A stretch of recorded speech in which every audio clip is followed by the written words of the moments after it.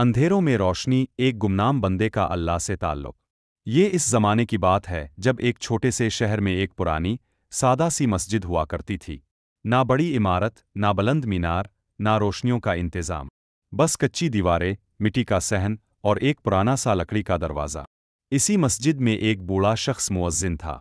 نہ اس کا کوئی نام جانتا تھا، نہ اس کا کوئی خاندان شہر میں معروف تھا، نہ اس کے پاس کوئی دولت تھی، نہ کوئی شاگرد، نہ کوئی شہرت۔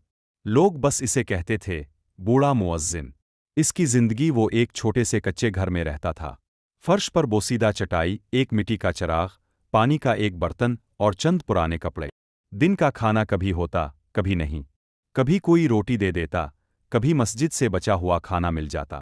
مگر ایک چیز کبھی کم نہیں تھی، اس کا یقین اللہ پر۔ ہر رات تہجد کے وقت اٹھتا، خاموشی سے وضو کرتا اور سجدے میں جا کر بس ایک ہی جملہ کہتا، اے اللہ، میں تیرے سوا کسی کا نہیں اور مجھے تیرے سوا کسی کی ضرورت نہیں۔ اذان کا انداز، جب وہ اذان دیتا تو نہ آواز میں راگ ہوتا، نالے ہوتی، نہ کوئی فن، مگر دل کام جاتا تھا، کیونکہ اس کی آواز میں سچائی تھی، اخلاص تھا، عاجزی تھی۔ وہ کہتا تھا، آ اللہ، میری آواز نہیں، میرا دل لوگوں تک پہنچا دے۔ آزمائش کا وقت، ایک سال شہر پر بدترین قحط آیا۔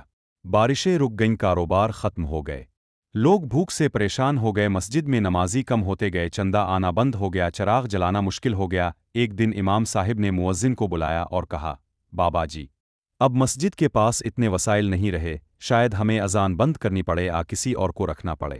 یہ سن کر وہ خاموش ہو گیا، نہ شک و نہ بحث نہ سوال، بس سر جھکا لیا۔ اس رات وہ اپنے کمرے میں بیٹھا رہا، چراغ کی ہلکی روشنی آنسوؤں سے بھیگی آنکھیں، سجدے میں جا کر کہا، اے اللہ، اگر میری اذان تجھے پسند نہیں تھی تو مجھے معاف کر دے، مگر اپنے گھر کو خاموش نہ ہونے دینا۔ میں نہ رہا تو کوئی اور ہو، مگر تیرا نام بلند ہوتا رہے۔ وہ رات، اسی رات، شہر کے سب سے امیر تاجر نے ایک عجیب خواب دیکھا۔ خواب میں اس نے قیامت کا منظر دیکھا، لوگ قطاروں میں کھڑے ہیں، اعمال تولے جا رہے ہیں، اندھیرا، خوف، گھبراہٹ۔ اچانک ایک بوڑھا شخص نمودار ہوا، اس کے ہاتھ میں ایک چھوٹا سا چراغ تھا، مگر اس چراغ کی روشنی پورے میدان کو روشن کر رہی تھی۔ فرشتے کہہ رہے تھے، یہ وہ ہے جس نے دنیا کے اندھیروں میں اللہ کا نام روشن رکھا۔ تاجر نے پوچھا، یہ کون ہے؟ جواب ملا، یہ وہ ہے جسے زمین والے نہیں جانتے مگر آسمان والے پہچانتے ہیں۔ حقیقت کا انکشاف۔ صبح تاجر نے شہر کے علماء کو بلایا، خواب سنایا، تحقیق شروع ہوئی۔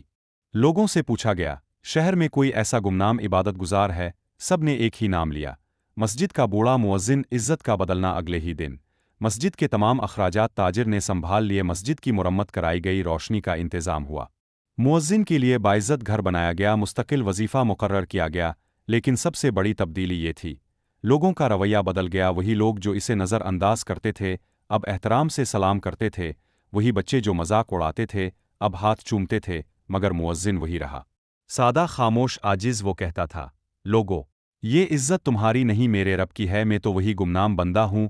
آخری وقت، چند سال بعد، وہ بیمار ہوا، خاموشی سے بستر پر لیٹا رہا، نہ شکو نہ شکایت، صرف ایک دعا، اے اللہ، میری اذان کو قبول فرما، میری خاموش عبادت کو ضائع نہ کرنا۔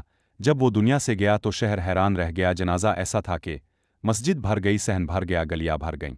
ایک بزرگ نے کہا، ہم نے اسے زمین پر گمنام رکھا مگر اللہ نے آسمانوں میں مشہور کر دیا۔ پیغام، اسٹرانگ ایموشنل میسج، اللہ کے نزدیک قیمت مشہور ہونے کی نہیں، مخلص ہونے کی ہے۔ خاموش عبادت، دکھاوے والی عبادت سے زیادہ طاقتور ہوتی ہے۔